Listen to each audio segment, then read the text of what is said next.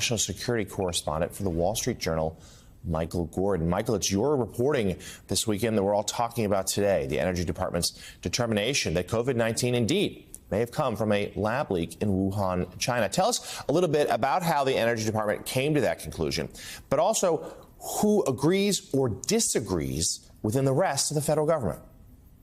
So, Jonathan, this is a story I did with my colleague Warren Strobel at the Wall Street Journal, and we've been digging into this for a while.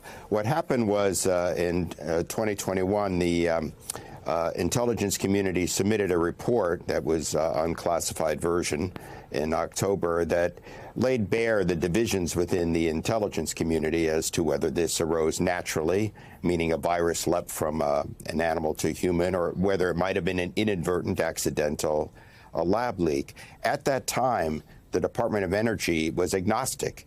It hadn't taken a side one way or the other. What shifted is it's now leaning toward the lab theory. It said it's most likely, but it's taking this judgment with what it calls low confidence. So there's been a shift in the Energy Department position, and it's significant because the FBI has already assessed with moderate confidence that that's the result of a lab leak. So you have the Energy Department, which has national laboratories under its jurisdiction, the FBI on one side, and then four elements and the National Intelligence Council on the other side, albeit with low confidence as well. So tell us a little bit about, quickly, if you will, what that means, the idea of low confidence. Because I think for some watching this or reading your story, maybe like confused, like, well, wait a minute, if they're saying they're not very confident, but that's not actually what this means. Just explain the government speak here for us, will you, if you please.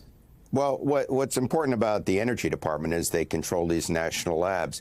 Low confidence means they're not sure. It's not been established. They haven't identified a particular incident in a laboratory that's led to a specific outbreak in Wuhan, but they've been looking at, Lawrence Livermore in particular has been looking at Chinese academic papers. They're familiar with the kind of research that was going on in the institutions in Wuhan, which was into coronavirus. They're hazarding a judgment. So it means precisely what it says. They're not sure that this is what it is, but they are leaning much more in favor of what was once considered to be a fringe theory, the lab theory. It's no longer a fringe theory. It's now considered to be a mainstream theory, although as yet unproven. So it's certainly, this will only grow murkier here in the aftermath of this report. So, Michael, just tell us a little bit about what the next steps might be, other investigations being launched by the U.S. government, and could there be any sort of disciplinary action taken against China if a more definitive conclusion is reached? I doubt the latter, but what's really going to happen over the next few months is the Congress is getting involved in this. And, you know, the unclassified product the intelligence community shared with the American public is really bare bones. It's 17 pages.